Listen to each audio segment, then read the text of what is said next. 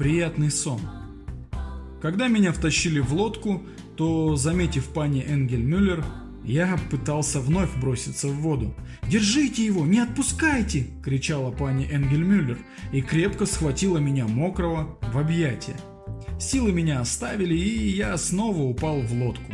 Что было потом, я не помню, так как потерял сознание. Когда я очнулся, то по запаху лизола и карболки догадался, что я в больнице. Под мышкой у меня торчал градусник, голова была тяжелая, а в груди я чувствовал покалывание. Постепенно я припомнил все, что случилось, и радовался, что меня оставили в покое.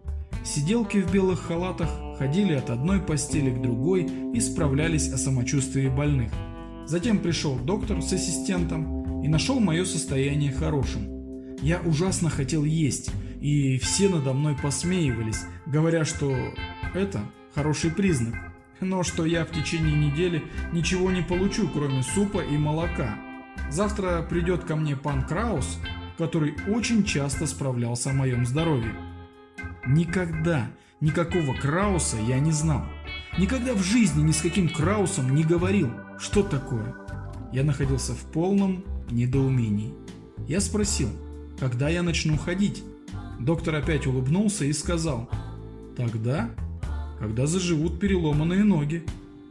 И действительно, только теперь я заметил, что ноги у меня забинтованы, и к ним привешен какой-то груз, который тянул их вверх через блок. «Что я наделал? Как же это случилось? Что делает пани Энгельмюллер?» – спрашивал я. Все опять улыбнулись и сказали, что она лежит на Ольшанском кладбище, в 7-м отделении. Я почувствовал прилив блаженства, но, как я ни старался, никак не мог вспомнить, почему она оказалась на кладбище, когда я видел ее живой в лодке, и почему у меня переломаны ноги. Затем я впал в апатию и, выпив бульон, спокойно уснул и проспал до другого дня. В 10 часов открылись двери зала, и сиделка привела к моей постели несколько солидных людей. «Это судебная комиссия», — сказал лежащий возле меня молодой человек. «Какая комиссия?» — спросил я с удивлением. «Зачем здесь судебная комиссия? И почему она идет прямо ко мне?» Их было 5 человек. Сиделки расставили стулья вокруг моей постели, они уселись и вытащили из карманов какие-то записки.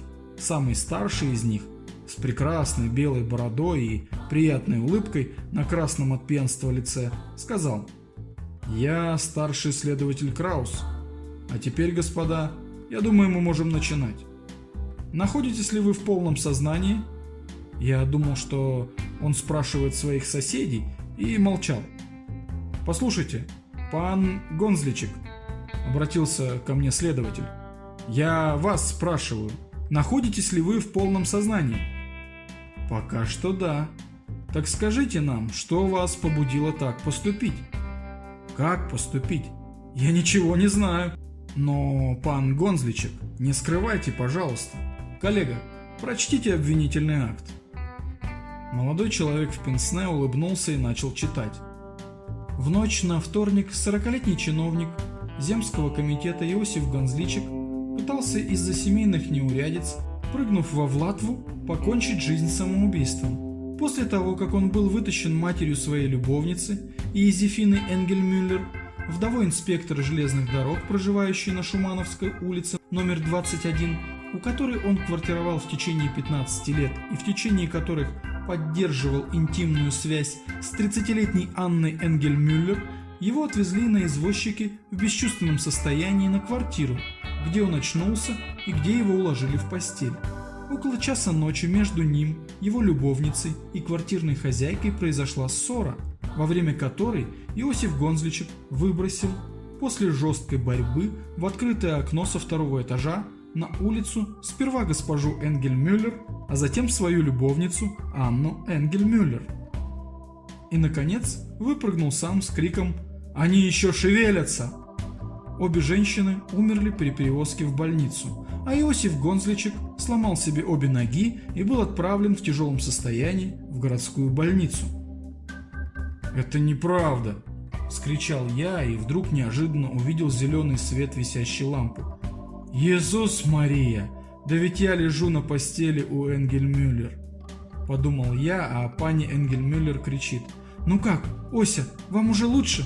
Я осматриваюсь, ноги у меня здоровы, значит, мне приснилось все это. Ноги у меня целы, и никого я не убил. И от сожаления я расплакался.